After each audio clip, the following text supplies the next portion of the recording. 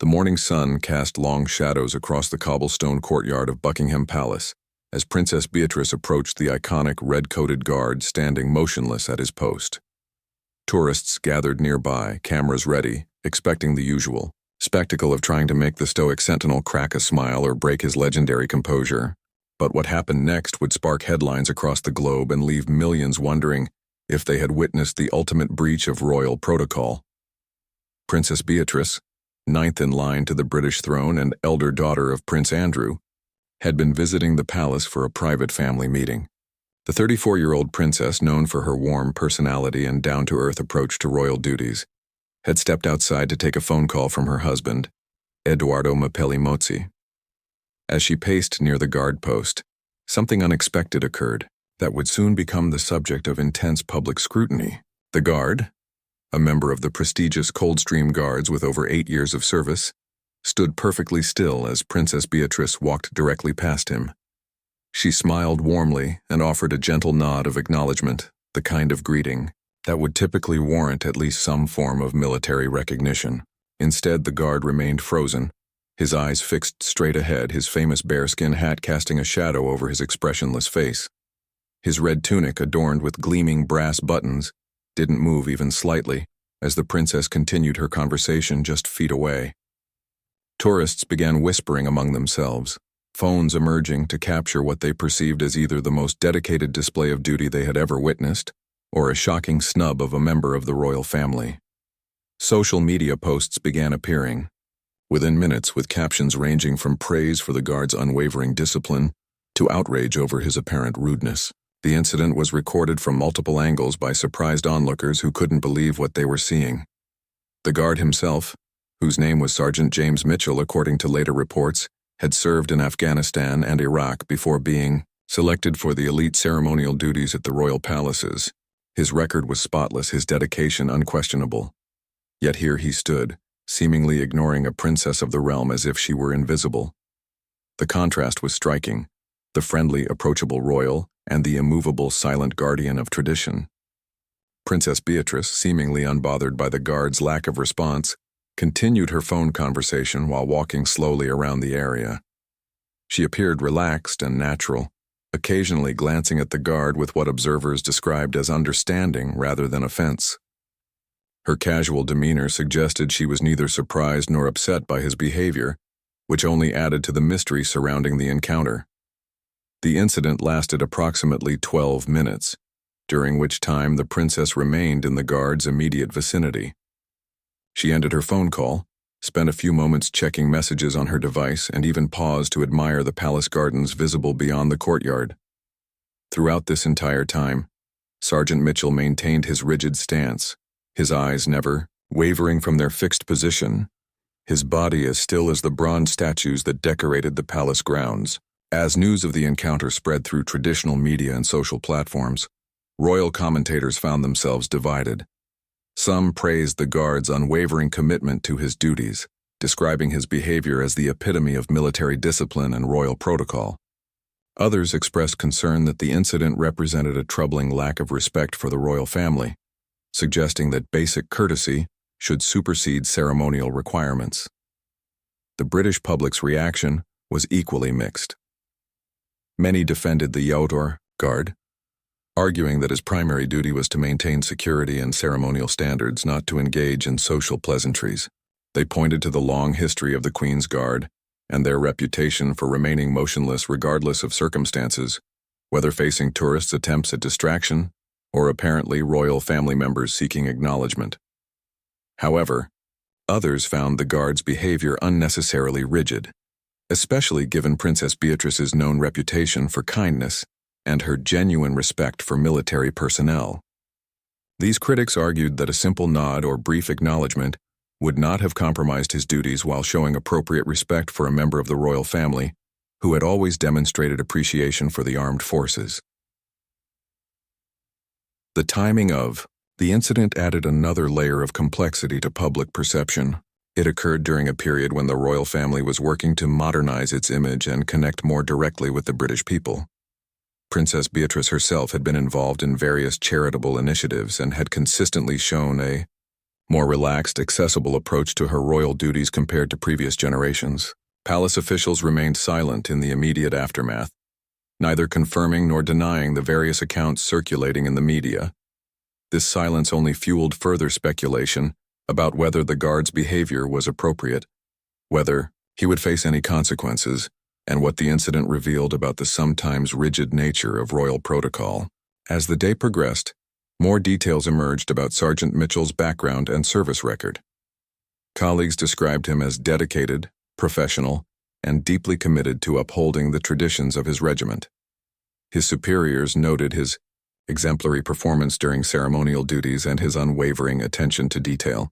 These character references painted a picture of a soldier who took his responsibilities seriously, perhaps to an extraordinary degree. The incident raised broader questions about the balance between tradition and humanity within royal protocol. While the Queen's Guard had always been expected to maintain their composure regardless of circumstances, the interaction with Princess Beatrice highlighted the potential tension between rigid ceremonial requirements and basic social courtesy, especially when dealing with members of the royal family, who clearly valued personal connections and genuine human interaction over formal protocol. The controversy surrounding Sergeant Mitchell's interaction with Princess Beatrice intensified as royal historians and protocol experts weighed in on the situation. Dr. Margaret Thornfield, a leading authority on British royal ceremonies and author of several books on palace traditions, found herself fielding calls from news outlets around the world, all seeking to understand whether the guard's behavior was appropriate or unprecedented. Dr. Thornfield explained that the role of the Queen's Guard was far more complex than most people realized. These weren't simply decorative soldiers standing around for tourists to photograph. They were active military personnel assigned to protect the most important buildings and individuals in the British monarchy. Their training was rigorous, their selection process highly competitive, and their duties carried significant responsibility that extended far beyond the ceremonial aspects most people observed. The history of the Queen's Guard dated back centuries, with traditions that had been carefully preserved through wars, social changes, and multiple royal reigns. Each guard was expected to maintain absolute discipline while on duty, remaining motionless for hours at a time regardless of weather conditions, distractions, or unexpected situations. This training was so thorough that guards had been known to faint from heat exhaustion rather than abandon their posts, and to continue their duties despite being stung by wasps, pelted by rain, or surrounded by crowds of curious tourists. However, the interaction with Princess Beatrice presented a unique challenge to traditional protocol interpretation. Unlike encounters with tourists or members of the public, this involved a senior member of the royal family who held a specific position within the monarchy's hierarchy. The question wasn't simply whether the guard should have acknowledged her presence, but whether existing protocols provided clear guidance for such situations. Former palace staff members began sharing their insights anonymously, revealing the intricate web of rules and expectations that govern daily life within royal residences. They described a system where every interaction was carefully choreographed, where staff members knew exactly how to address different members of the royal family, and where deviations from established protocol were rare and carefully considered. 1. Former footman, speaking on condition of anonymity, explained that royal household staff were trained to be virtually invisible unless directly addressed by a member of the royal family. This principle of discretion and non-interference had been drilled into palace employees for generations. The guards, as representatives of this tradition, were expected to maintain their ceremonial duties regardless of who might be present, unless specifically directed otherwise by their commanding officers. The military perspective added another dimension to the debate. Colonel Henry Ashworth, a retired officer who had served in various ceremonial roles throughout his career, defended Sergeant Mitchell's actions as entirely appropriate. He pointed out that military discipline required soldiers to follow orders precisely, without making personal judgments about when exceptions might be warranted. The guard's instructions were to maintain his post with unwavering attention, and any deviation from these orders could potentially compromise security or set dangerous precedents. Colonel Ashworth emphasized that the Queen's Guard weren't just performing a show for tourists. They were active military personnel carrying real weapons and charged with genuine security responsibilities. Their motionless stance and apparent lack of interaction with their surroundings was actually a highly trained state of alertness, allowing them to observe potential threats while maintaining the disciplined appearance that had become synonymous with British royal ceremonies. Meanwhile, Princess Beatrice's own background and personality became central to understanding the Audicades incident. Unlike some members of the royal family who maintained formal distance from military personnel, she had always shown genuine interest in and appreciation for the armed forces. Her father, Prince Andrew, had served with distinction in the Falklands War, and this military connection had influenced her understanding of service and duty from an early age. Friends of the princess, speaking privately to reporters, described her as someone who would never expect special treatment or feel slighted by appropriate military protocol. They suggested that her calm demeanor during the incident reflected her understanding of the guard's responsibilities, rather than indifference to his apparent lack of acknowledgement. This perspective painted the encounter in a different light, suggesting that both parties were simply fulfilling their respective roles appropriately. The international media coverage revealed interesting cultural differences in how the incident was perceived. American outlets tended to focus on what they saw as excessive rigidity, with commentators expressing disbelief that a guard wouldn't acknowledge a member of the royal family. European media, more familiar with ceremonial military traditions, generally supported the guard's behavior as appropriate and professional.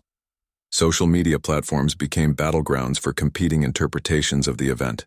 Hashtags like Cyrus Royal Guard Duty and Princess Beatrice Snub trended globally, with users sharing their own experiences of visiting Buckingham Palace and encountering the famously stoic guards. Many tourists posted videos of their own attempts to distract guards, using the incident as a reference point for discussing the boundaries of appropriate behavior around ceremonial military personnel. The debate also highlighted broader questions about the evolution of the British monarchy in the modern era.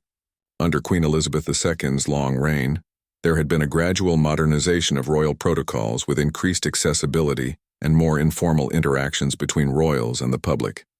However, certain traditions, particularly those involving security and ceremonial duties, had remained largely unchanged.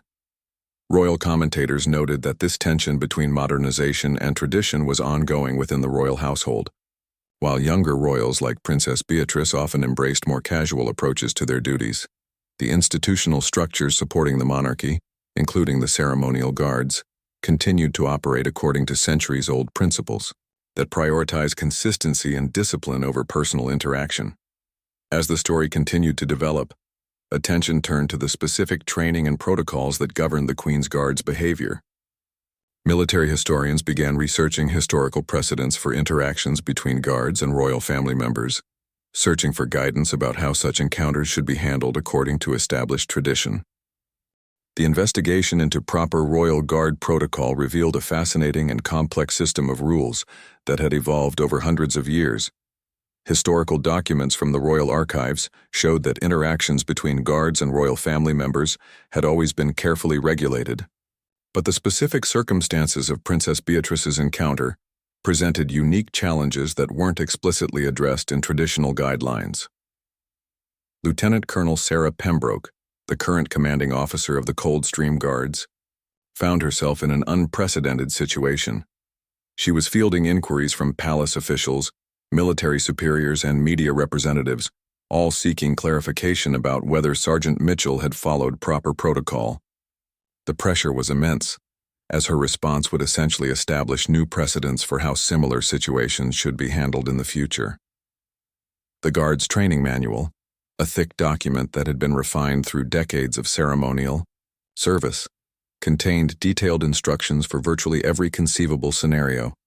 Guards were taught how to respond to tourists trying to distract them, how to handle medical emergencies while maintaining their posts, and how to deal with security threats without abandoning their ceremonial duties. However, the manual's guidance regarding interactions with royal family members was surprisingly limited and focused primarily on formal ceremonies rather than casual encounters. Former guards who had served during previous decades began sharing their experiences, providing crucial context for understanding the unwritten rules that govern such situations. Sergeant Major Robert Hayes, who had served during the 1980s and 1990s, recalled several encounters with various members of the royal family. He explained that the protocol had always been to maintain ceremonial bearing unless directly addressed or given specific instructions by a royal family member. According to Hayes, the key distinction was between formal acknowledgement and casual interaction. During official ceremonies, guards were expected to perform specific salutes and recognitions at predetermined moments. However, during informal encounters, the tradition was to maintain their post while remaining respectfully aware of any royal presence. This subtle difference helped explain why Sergeant Mitchell's behavior, while appearing rigid to outside observers, was actually consistent with long-established practice. The investigation also revealed the intensive psychological training that guards underwent to maintain their composure. Military psychologists had developed specific techniques to help guards remain motionless and focused for extended periods, regardless of distractions or unusual circumstances. This training was so effective that guards could maintain their stance even during extreme weather conditions, medical emergencies, or, as recent events had demonstrated, unexpected encounters with members of the royal family. Dr. James Whitmore, a military psychologist who had worked with ceremonial units, explained that the guards' apparent detachment wasn't rudeness or indifference.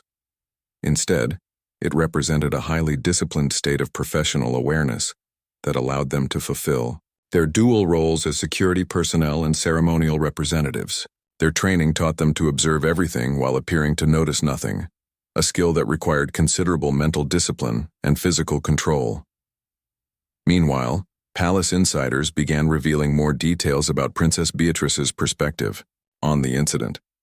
Sources close to the royal household suggested that she had not only understood the guard's behavior, but had actually appreciated his dedication to duty. These sources indicated that she had later made positive comments about the encounter to other family members, praising the guard's professionalism rather than expressing any concern about being ignored. This revelation significantly shifted public perception of the incident. What had initially been interpreted as a potential snub or protocol violation was increasingly being understood as an example of both the guard and the princess fulfilling their respective roles appropriately. The apparent lack of interaction wasn't a failure of courtesy, but rather a demonstration of mutual respect for established traditions and responsibilities. The broader implications of the incident began to emerge as constitutional experts weighed in on the relationship between the monarchy and its ceremonial protectors. Professor Elizabeth Hartwell, a constitutional historian at Oxford University, noted that the Queen's Guard represented one of the most visible symbols of the monarchy's continuity and stability. Their unwavering discipline served not just practical security purposes, but also symbolic functions that reinforced the institutional nature of royal authority. Professor Hartwell explained that the Guard's behavior reflected a fundamental principle of the British constitutional system, the separation between the person and the institution. While individual royals might be warm, approachable, and informal in their personal interactions, the ceremonial structures surrounding the monarchy maintained their formal, traditional character. This separation helped ensure that the institutional aspects of the monarchy remained stable and consistent regardless of the personalities of individual royal family members. The international diplomatic community also took notice of the incident, particularly representatives from countries with their own ceremonial military traditions. The British Embassy in Washington received several inquiries from American officials seeking to understand the protocols, while European diplomats familiar with similar traditions expressed support for the Guard's behavior. These diplomatic perspectives highlighted the broader significance of ceremonial military traditions in international relations. The Queen's Guard weren't just protecting royal palaces. They were representing British military excellence and institutional stability to a global audience. Their behavior during encounters like the one with Princess Beatrice sent messages about British values, traditions, and commitment to established protocols that extended far beyond the immediate circumstances. As more details emerged about the specific training and background of Sergeant Mitchell, public understanding of his actions continued to evolve. His service record revealed a soldier who had demonstrated exceptional courage under fire during combat deployments, suggesting that his motionless stance during the encounter with Princess Beatrice reflected disciplined professionalism rather than social awkwardness or disrespect. Military colleagues described Mitchell as someone who took pride in upholding the highest standards of ceremonial duty, viewing his role as a Queen's Guard as both an honor and a responsibility that demanded absolute commitment. This perspective helped explain why he had maintained his stance so rigidly during the encounter, seeing any deviation from protocol as potentially undermining the traditions he was sworn to protect.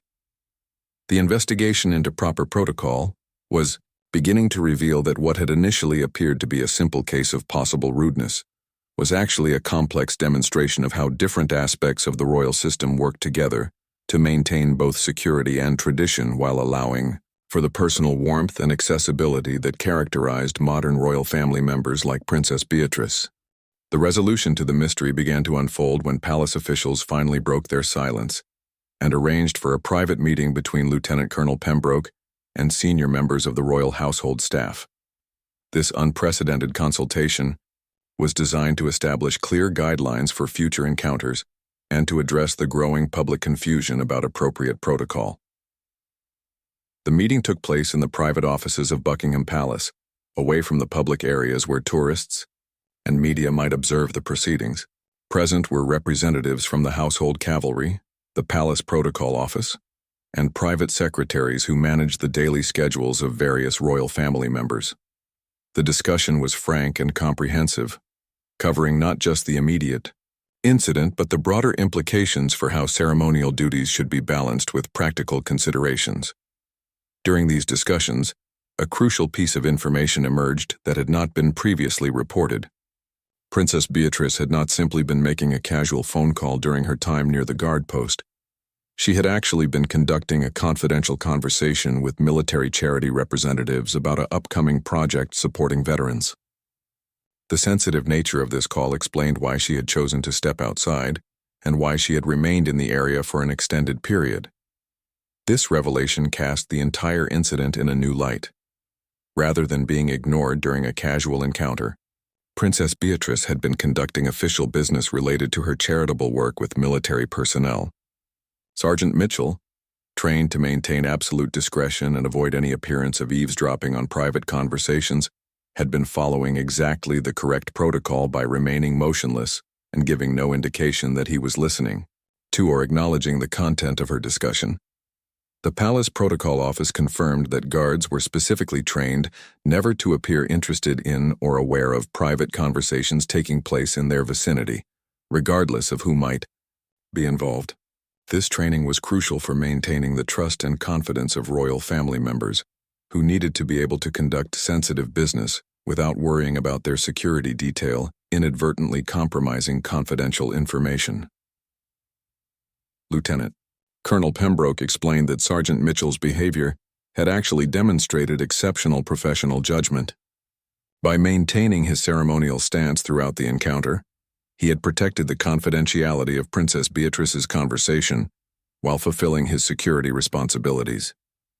Any acknowledgement or interaction on his part might have suggested that he was listening to or aware of the content of her call, which would have been inappropriate given the sensitive nature of the discussion.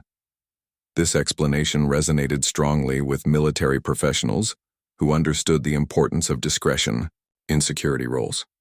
Former Special Forces personnel and diplomatic protection officers confirmed that similar protocols existed throughout the security services, where personnel were trained to maintain professional distance to protect the privacy and operational security of those they were assigned to guard.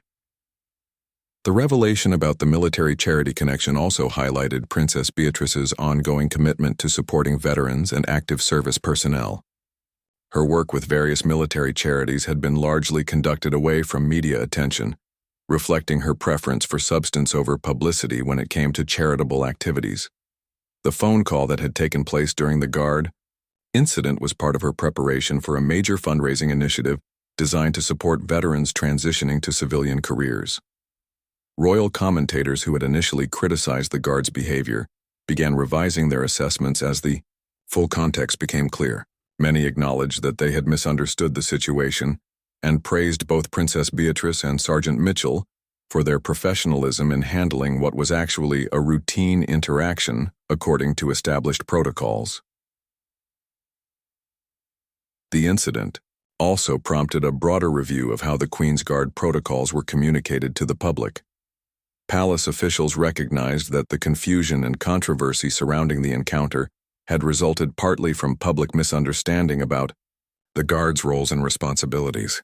They began developing new educational materials to help visitors understand the professional and ceremonial aspects of the Guard's duties.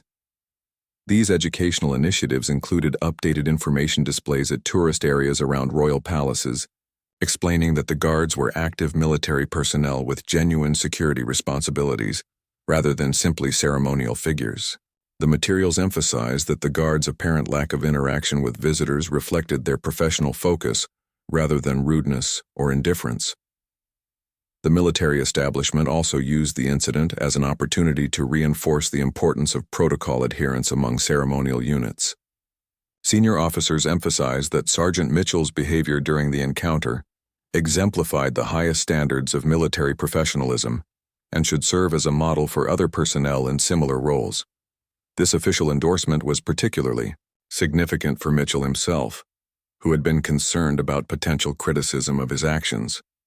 His commanding officers assured him that he had handled the situation perfectly, and that his commitment to maintaining protocol while protecting the princess's privacy demonstrated exactly the kind of judgment and discretion that made the Queen's Guard among the most respected ceremonial units in the world.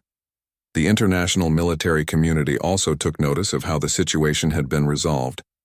Foreign military attachés and ceremonial unit commanders studied the incident and its resolution as an example of how traditional protocols could be maintained while adapting to modern circumstances and public expectations.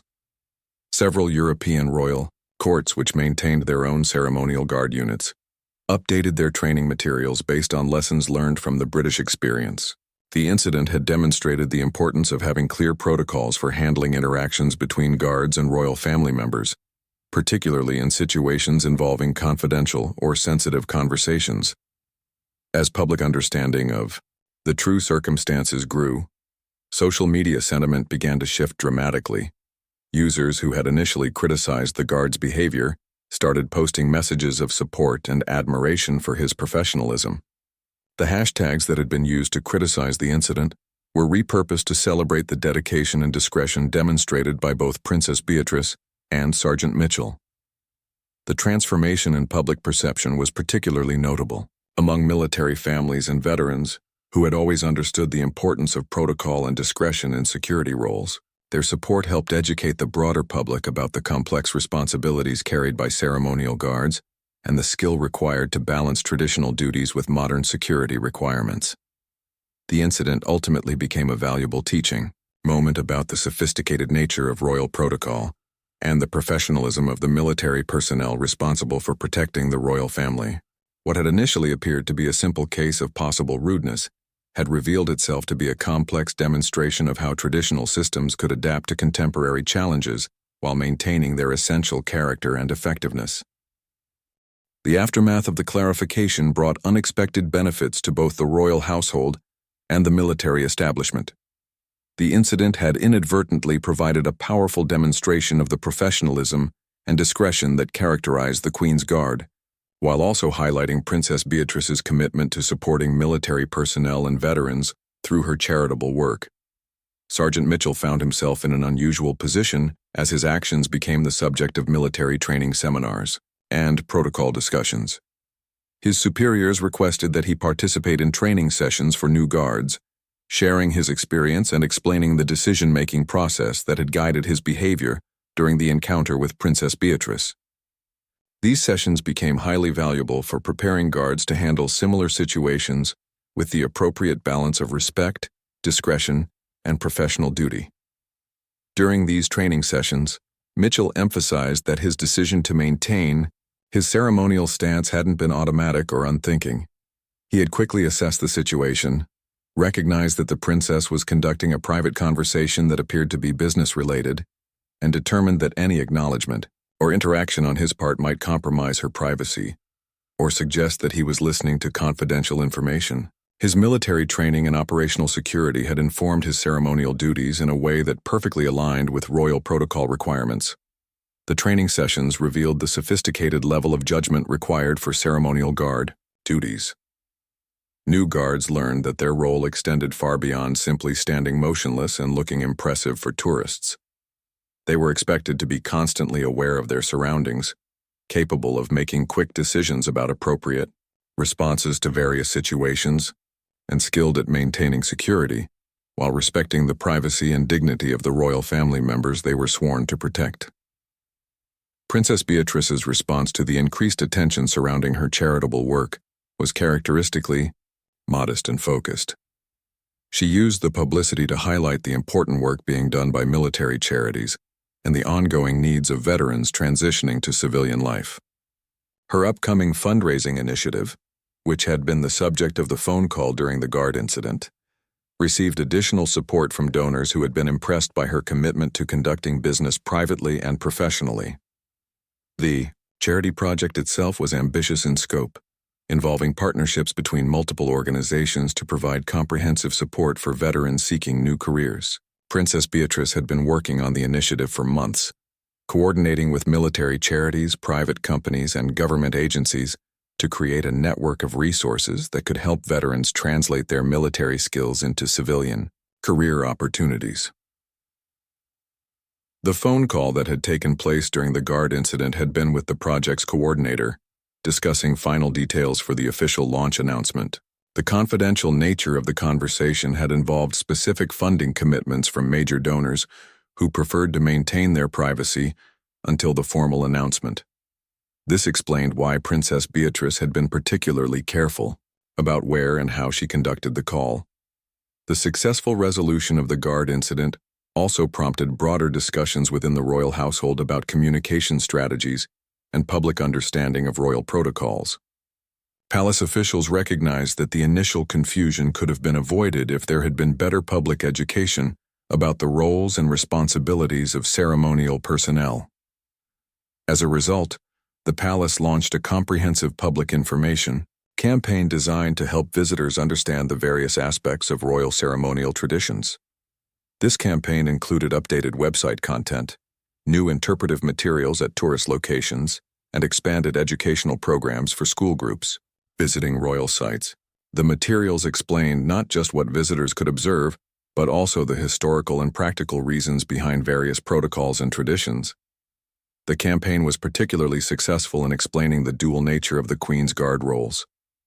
Many visitors had not realized that these ceremonial figures were also active military personnel with genuine security responsibilities. The educational materials helped people understand that the Guard's apparent detachment was actually a sign of their professional competence and dedication rather than unfriendliness or arrogance. International interest in British royal protocols also increased significantly following the incident and its resolution. Several foreign governments sent representatives to study the British system of ceremonial duties, seeking to understand how traditional practices could be maintained while adapting to modern security requirements and public expectations. The British military establishment found itself in the unusual position of being consulted by other nations about ceremonial protocol development. Military attachés from various countries visited to observe training sessions and discuss how the lessons learned from the Princess Beatrice incident could be applied to their own ceremonial units. These international exchanges proved beneficial for all parties involved. British personnel gained new perspectives on how different cultures approach the balance between tradition and practicality, while foreign representatives learned valuable lessons about maintaining ceremonial standards while adapting to contemporary challenges. The incident also contributed to academic research on the evolution of royal protocols in modern democracies. Several universities launched research projects examining how traditional monarchical institutions adapted to changing social expectations while maintaining their essential character and symbolic functions. Dr. Margaret Thornfield, who had provided early commentary on the incident, expanded her research to include a comprehensive study of how ceremonial military duties had evolved during the modern era. Her work examined not just British practices, but similar traditions in other constitutional monarchies, providing valuable insights into how these institutions balanced continuity with adaptation. The research revealed that the Princess Beatrice incident was part of a larger pattern of evolution in royal protocol, where traditional practices were being refined and clarified rather than abandoned. The incident had demonstrated that established protocols could handle unexpected situations effectively when properly understood and applied, but it had also highlighted the need for better public communication about these protocols. Media coverage of the incident's resolution was generally positive, with most outlets acknowledging that they had initially misunderstood the situation and praising both Princess Beatrice and Sergeant Mitchell for their professionalism. The coverage served as a valuable reminder of the importance of understanding context and background before drawing conclusions about complex institutional practices. The long-term impact of the incident extended beyond immediate protocol clarifications to influence broader discussions about the role of tradition in modern society. The successful resolution demonstrated that traditional practices could remain relevant and valuable when properly understood and appropriately applied, even in contemporary contexts that might initially seem challenging or unfamiliar. 6 months after the initial incident, the impact of what had become known as the Princess Beatrice Protocol clarification continued to resonate throughout the royal establishment and beyond. The event had fundamentally changed how the public understood the relationship between the royal family and their ceremonial protectors, while also establishing new standards for communication about royal protocols and traditions. Sergeant Mitchell had been quietly promoted to staff sergeant, a recognition that his superiors insisted was based on his overall service record rather than the publicity surrounding the guard incident. However, those familiar with military promotion practices understood that his exemplary handling of the situation had certainly contributed to his advancement. He continued serving with the Coldstream Guards, though he had been transferred to a training role where his experience could benefit new recruits. His new position involved developing updated training materials that incorporated lessons learned from the incident. These materials emphasized the importance of situational awareness, professional judgment, and the ability to maintain traditional protocols while adapting to unexpected circumstances.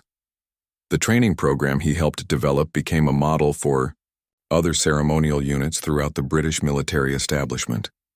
Princess Beatrice's military charity project had exceeded all expectations, raising significantly more funding than originally projected and attracting support from organizations that had not previously been involved in veteran assistance programs. The publicity surrounding the Guard incident had inadvertently highlighted her commitment to military causes, leading to increased recognition of her charitable work and expanded opportunities for supporting veterans. The project had successfully placed over 300 veterans in new careers during its first 6 months of operation, with many more receiving training and support services. The comprehensive approach that Princess Beatrice had championed, involving partnerships between military charities, private companies, and government agencies, had proven highly effective in addressing the complex challenges faced by veterans transitioning to civilian life. The success of the charity initiative had also strengthened Princess Beatrice's position within the royal family's structure of charitable responsibilities. She had been appointed as patron of several additional military-related organizations, expanding her official duties and providing her with more opportunities to support causes close to her heart. Her approach of combining personal commitment with professional discretion had become a model for other junior members of the royal family. The educational campaign launched by the palace had proven remarkably successful in improving public understanding of royal protocols and ceremonial traditions. Visitor surveys at royal sites showed significant increases in satisfaction and comprehension, with many tourists expressing appreciation for the additional context provided about the Guards' roles and responsibilities. The campaign had also reduced incidents of inappropriate behavior toward Guards, as visitors better understood the professional nature of their duties and the importance of maintaining respectful boundaries. Tourist guides reported that their groups were more engaged and asked more thoughtful questions about the historical and practical aspects of royal ceremonies and traditions. International interest in British royal protocols had continued to grow, with several countries implementing similar educational approaches for their own ceremonial traditions. The British experience had demonstrated that public education could enhance appreciation for traditional practices, while reducing misunderstandings and inappropriate behavior. A delegation from Japan had spent several weeks studying the British system, seeking insights for their own imperial ceremonial practices. Representatives from European monarchies had also visited to observe training methods and discuss how traditional protocols could be maintained while adapting to contemporary media attention and public expectations. The academic research inspired by the incident had produced several significant publications examining the evolution of constitutional monarchy in the modern era. These studies had contributed valuable insights to political science and history curricula, helping students understand how traditional institutions adapted to changing social and political contexts while maintaining their essential functions. Dr. Thornfield's research had been particularly influential, providing a comprehensive analysis of how ceremonial military traditions served both practical and symbolic functions in contemporary democratic societies. Her work had been cited by researchers in multiple countries studying similar phenomena in their own historical and cultural contexts. The incident had also influenced military training practices beyond ceremonial units. The emphasis on situational awareness, professional judgment, and adaptive application of established protocols had been incorporated into training programs for various military specialties, particularly those involving public interaction or security responsibilities. Military psychologists had studied the incident as an example of how proper training could enable personnel to maintain professional standards while handling unexpected situations. The case had become a valuable teaching tool for understanding the relationship between discipline, flexibility, and professional judgment in military contexts. The long-term impact on public perception of the royal family had been overwhelmingly positive. The incident had demonstrated the sophisticated professional support structure surrounding the monarchy, while also highlighting the personal commitment of individual royal family members to their charitable and official responsibilities. Opinion polls showed increased public appreciation for the complexity and professionalism of royal household operations, with many respondents expressing surprise at the level of training and expertise required for various ceremonial and security roles. The incident had effectively humanized the institutional aspects of the monarchy, while reinforcing public respect for traditional practices and protocols. The resolution of the initial confusion had also served as a valuable lesson about the importance of seeking complete information before drawing conclusions about complex situations.